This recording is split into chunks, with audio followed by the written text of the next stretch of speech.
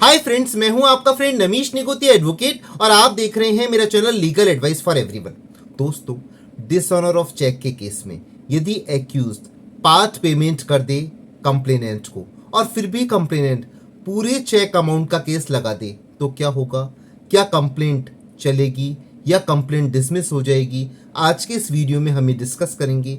हम section 56 of the negotiable instrument act और section 138 of the negotiable instrument discuss करेंगे और हम इस बारे में सुप्रीम कोर्ट का लेटेस्ट जजमेंट वो 11 अक्टूबर 2022 को जो डिलीवर किया गया, केस का नाम है दशरथ भाई त्रिकम भाई पटेल वर्सेस हितेश महेंद्र भाई पटेल, जो कि 11 अक्टूबर 2022 को, जी हाँ, कल ही डिलीवर किया गया, उसको हम डिस्कस करेंगे।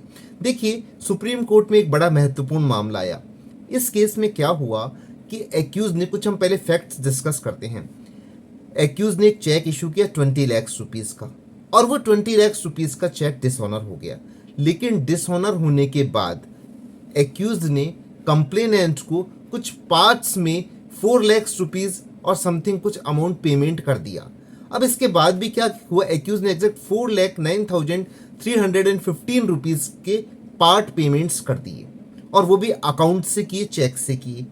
अब इसके बाद क्या हुआ कि कंप्लेनेंट ने पूरे 20 लाख रुपीस का चेक को प्रेजेंट कर दिया। तो ऐसे में केस कंप्लेंट केस हुआ, ट्रायल चली, तो लर्नेड ट्रायल कोर्ट ने बरी कर दिया एक्यूज को और कहा कि ये लीगली एनफोर्सेबल डेब्ट नहीं है।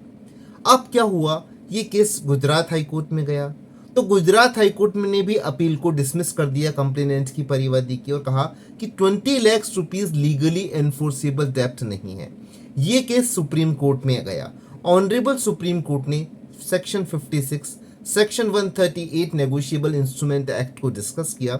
ऑनरेबल सुप्रीम कोर्ट ने क्या कहा कि डेट ऑफ प्रेजेंटेशन के दिन वो जो डेब्ट है वो लीगली एनफोर्सेबल डेब्ट होना चाहिए। इस केस में चूंकि उसने पार्ट पेमेंट कर दिया और फिर भी परिवादी ने पूरे अमाउंट का, यदि 20 लाख रुपीस का चेक को प्रेजेंट कर दिया एनकैशमेंट के लिए, तो डेट ऑफ प्रेजेंटेशन के दिन 20 लाख रुपीस एक्यूज पर लीगली एनफोर्सेबल डेब्ट नहीं है।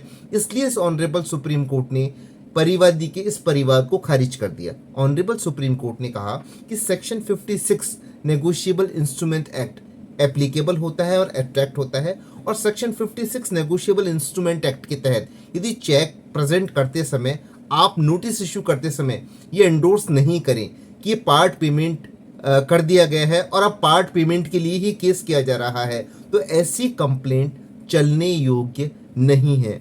हम ऑनरेबल सुप्रीम कोर्ट के जो ऑब्जर्वेशंस हैं उनको इस वीडियो में आपके लिए डिस्कस करेंगे। तो ऑनरेबल सुप्रीम कोर्ट ने क्या कहा, for the commission of an offence under section 138 of the cheque that is dishonored must represent a legally enforceable debt on the date of maturity of presentation।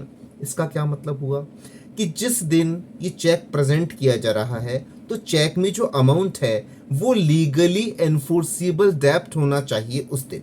इसके बाद कहा, if the drawer of the cheque pays a part or whole of the sum between the period when the check is drawn and when it is encashed upon maturity, then the legally enforceable debt on the date of maturity would not be the sum represented on the check। इसका क्या मतलब हुआ कि यदि drawer of the check ने कुछ payment कर दिया है, पार्ट पेमेंट किया है या पूरा पेमेंट किया है, कब किया है? चेक ड्रॉन करने के पश्चात और उसकी एनकैशमेंट होने से पहले। अब मैच्योरिटी पे, मैच्योर कब होगा? जब वो एनकैशमेंट के लिए प्रेजेंट किया जाएगा।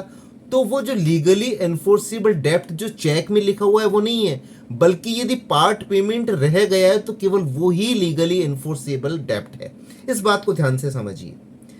किसी आदमी ने 1 जनवरी को चेक दिया 20 लाख रुपए का या 10 लाख रुपए का, मान लीजिए 10 लाख रुपीज एग्जाम्पल लेते हैं, और उसने जो है एनकैशमेंट कंप्लेनेंट ने किया, मान लीजिए कि उसको प्रेजेंट किया मार्च में, और 1 जनवरी से मार्च तक एक्यूज्ड ने, ड्रॉवर ऑफ द चेक ने, उसको 10 लाख में से 4 लाख रुपए का पार्ट पेमेंट कर दिया। तो अब लीगली एनफोर्सेबल डेब्ट क्या हुआ मित्रों? लीगली एनफोर्सेबल डेब्ट अब 6 लाख रुपए हुआ। अब नोटिस कितने का इशू होना चाहिए ऑनरेबल सुप्रीम कोर्ट के इस जजमेंट के अनुसार? अब नोटिस 6 लाख का होना चाहिए।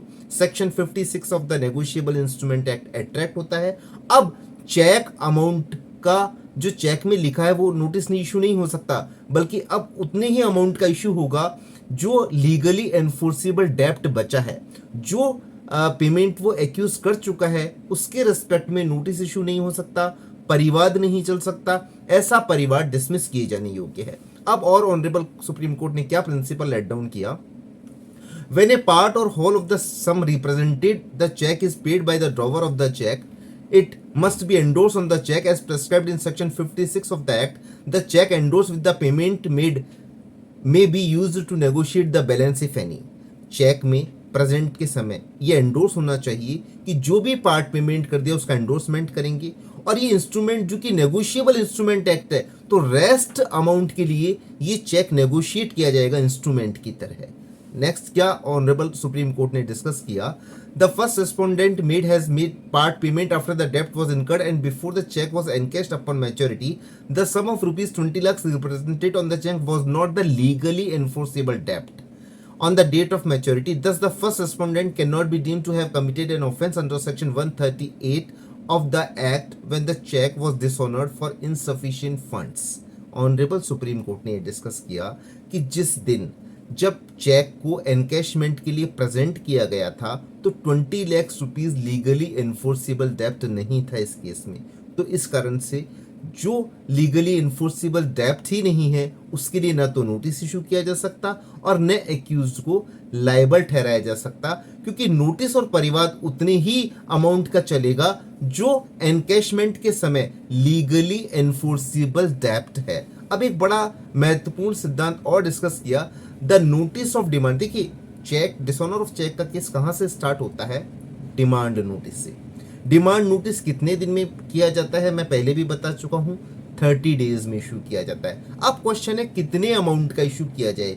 तो जो बैलेंस अमाउंट है उतने का ही इशू किया जाना चाहिए इस जजमेंट के अनुसार।